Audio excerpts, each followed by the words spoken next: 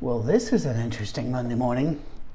I did get this request in a few times and finally found a way to do this. We want to do it in a way that you don't have to shove your little children out to the room and that YouTube doesn't get angry with this. It's amazing that they can get angry pretty fast at some of us who are teaching classes like this, but other videos can do whatever they want to and they're fine. So it's their company, so we'll work within their confines. So, working very hard not to offend anybody by using words that you don't want your kids or your parrot, should the parrot be listening, learn. All right? That said, my son, I knew, was going to go into the military. Even from a very young age, he was shaped that way. And a lot of my family had been shaped that way as well, so I understood. We had to talk a lot about what it means to be a Christian, a man, about life, taking life, the value of life, all of these things. But there was one thing I was having a hard time broaching with him, and that is the words that you will hear and that you will say when you are in military situations. As I put it to him once, well, we went to see a movie. I don't remember now whether it was Black Hawk Down or one of those type movies. And I used it as an opportunity to, on the way home, talk to him and say, listen, if you're in a fighting hole, that's what Marines call them, others call them foxholes. If you're in a fighting hole and a grenade has gone off nearby or a bullet has just taken off the arm or the head of one of your best friends, you're covered in blood, you're trying to fight your way to the next minute to live, and you see the enemy coming, it's actually not appropriate to say, oh golly gee, we're in a bit of a pickle.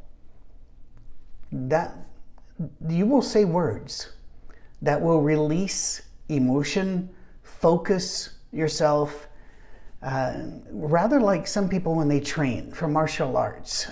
For example, there will be heavy metal music. I mean, the screaming kind that just bangs off the walls.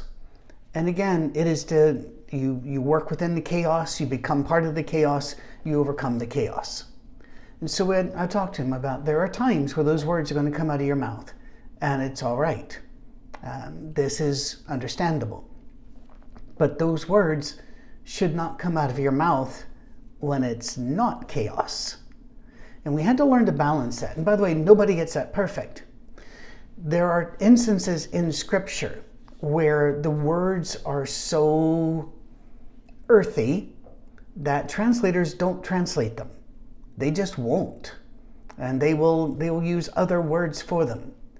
If we have time, we'll talk a little bit about that today, but I think this may become a two-parter. All right? Because we're going to start with the big one, the real big one, the F word. Where did this come from? Well, we don't know, actually. It seems to, like most swear words, have its roots in Old Germanic, Old English, Old French, or Latin. Curse words don't come from Semitic languages.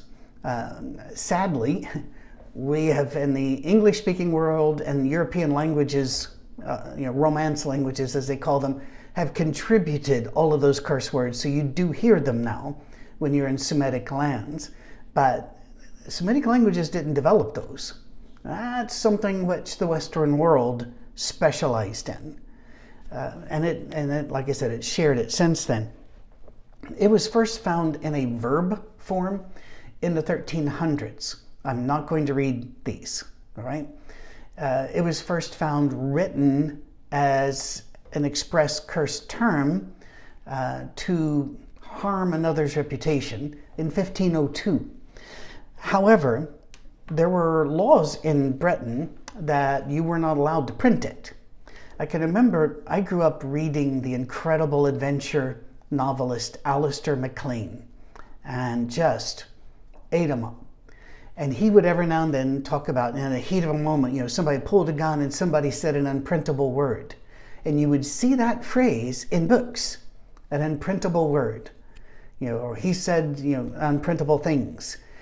those were very common ways of handling curse words. And there are some authors today that avoid curse words without you knowing they're doing it because they're so good with language. For example, although he is pretty much retired from his series now, Lee Child and his Jack Reacher series, there are very few curse words to be found. And I bet most of you, even if you've read all the books, never noticed, because he used language in such a good way, he didn't need to fill it up with all these others. The fact is, the F word seems to have origins that we cannot nail down. We know it came from many different languages, but they seem to be different words, and they began to merge. I mean, they even meant different things. It was already common in chaos times during World War I. But weirdly, it was almost the opposite of the chaos. I'm trying to be very careful here. If the sergeant said, "Get your rifles," that was, you were in a hurry. If he said, "Get your F rifles," it was considered to be just routine, you're going to practice. Now that sounds so weird to us because it has switched. It has flipped. That is not unusual with language at all. And so we can't learn a lot from World War I here, except that they didn't take the word home. At home, it's only, in Britain, you only heard it whenever, again, chaos hit. You would use then a chaos word.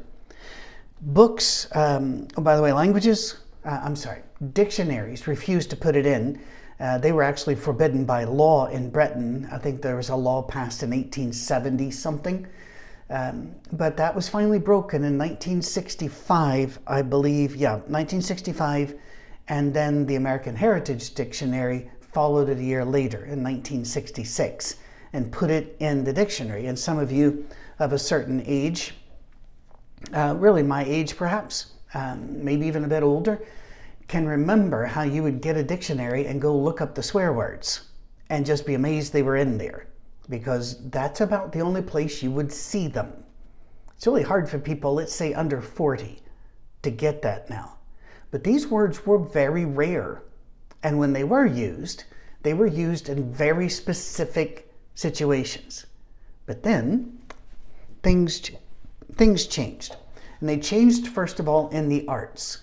And that's one of the reasons why we pay attention to the movies that are out and to the music that's out, because that will become the standard cultural behavior and speech if it's not dealt with.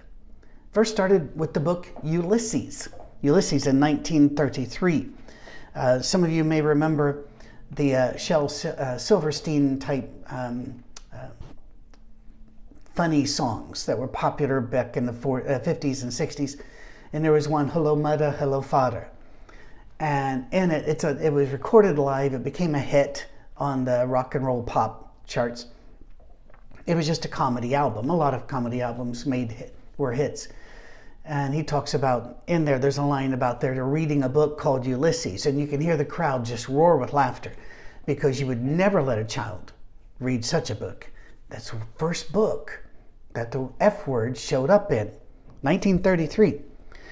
It didn't show up again, really, until Lady Chatterley's Lover, 1959 in Britain, 1960 in the US. You will find that, generally speaking, there is a movement from east to west with these things. And then came the book, which later became a movie, From Here to Eternity. Now, in the manuscript that he presented to be printed, there were 258 instances of the F word. They stripped it down to 50, and it still was one of the most banned books.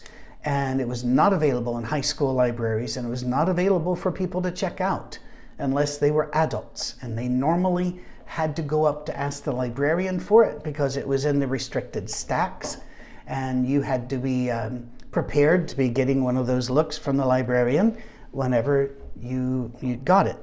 Then an old movie now, it's decades ago, Glengarry Glen Ross with Al Pacino and some others in it, shocked the world But then we got used to it.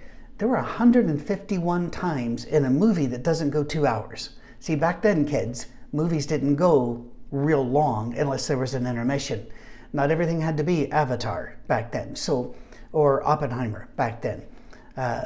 So less than 2 hours, 151 uses of the word. It's a word that was meant to shock, that was meant to put you back on your heels, to change the lay of the land. And then it became used so much, it became like comic book speech. Now here's what I mean by that. I don't know what comic books are like today. It may not shock you that I don't read them, but I can remember reading them in the late 60s. We weren't allowed to own them in our house and weren't allowed to let my father know we'd actually looked at one. Anyway, but whenever I would find one and I would read it, it always felt odd to me the way they emphasized certain words. It'd be bold and capital. But if you tried to read it that way, it didn't really flow. That became, those bold and underlined, that became what the F word does.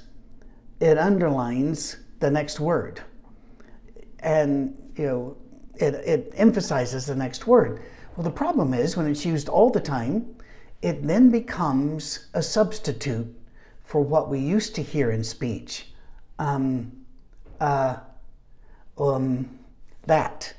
Or in Valley Girl type speech, like this, and it was like, and I was like this. It became a substitute for thinking. You gave you space to think. And the more you use it, I'm thinking the more you really need to slow down and think. The English language has more than twice as many words as the language in second place. Because that's what English does. It just absorbs words.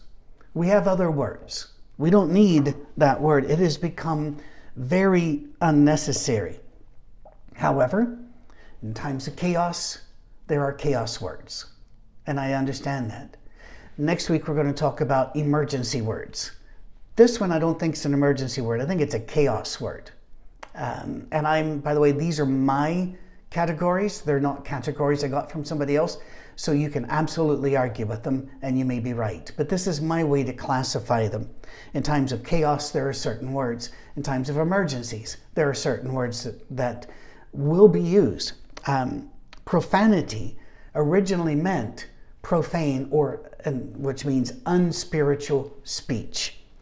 It is generally defined as socially offensive use of language. That's what profanity is. Well, the thing is that what is offensive does change over time. Therefore, what has been an unprintable word then becomes 151 times in Glengarry Glen Ross. By the way, other movies have beaten that number by a large margin since. It was originally, profanity was meant as another way to commit sacrilege, to attack the holy.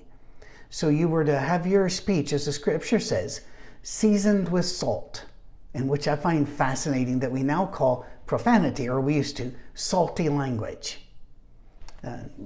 Really old people would say, pardon my French, perhaps not even knowing a lot of these words did come from Old French, but it was just a way of saying, oh, I know I've said an unacceptable word.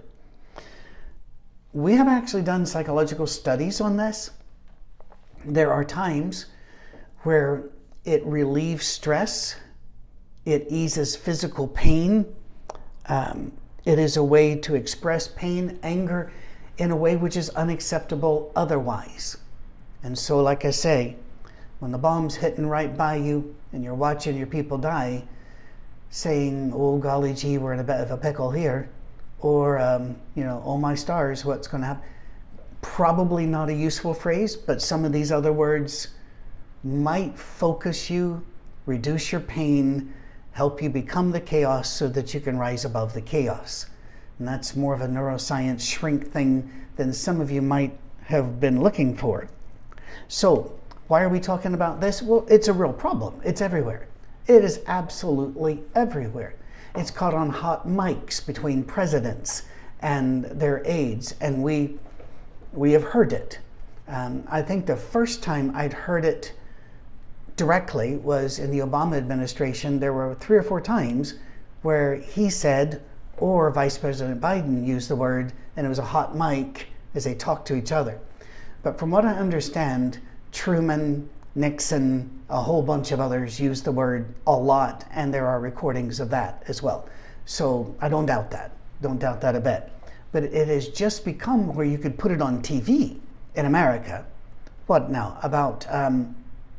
In fact, you still can't use the F word often on TV unless you're streaming. If it's broadcast, the rules are very, very strict. In Britain, those rules went away a long time ago, and rules about nudity and such a long time ago. Be careful. When things move from east to west, it's not always good. But when it comes to the F word, Americans have a lot of blame there. Even in the 70s and 80s, you almost never heard the F word in Scotland and England. It's very rare in public, polite conversation or in movies. In fact, even up to the early and mid 80s, when a film had a lot, or a film, as they'd say, had a lot of cursing in it, they would refer to it as an American movie.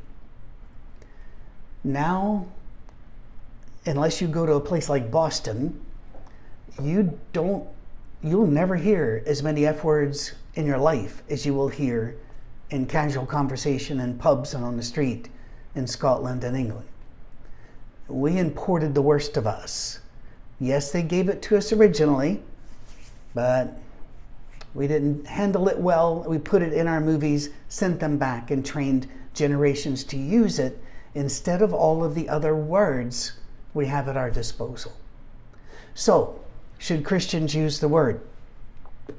I don't see any reason for us to use the word, and I see a lot of reason for us not to. It would blunt your witness. It's very hard to sound like Jesus when you're using profanities meant to shock.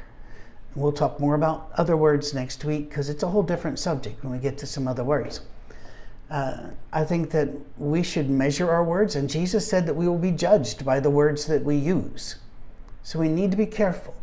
Is it a sin that will send you to hell? That's a very complicated subject. I did a whole series on hell in Monday morning messages. Please look those up. I would just say, let's not do this. Let's be separate. Let's come out from among them. Let's not sound like them or talk like them. But you get a pass if your car's in the middle of its 3rd rollover and all you can see is cliff below. When chaos hits, chaos words are understandable. We get that. When pain has gone off the chart and they say, from 1 to 10, what are you? And you're in the mid-20s, we understand. Chaos, there are chaos words. But for most of us, this is not chaos. This is life. Let's not use terms that would blunt our witness and make us sound more like the world than like our King. Is that fair? Hope so. Look forward to hearing your comments, and we'll talk more about other words next time. All right? Cheers. God bless.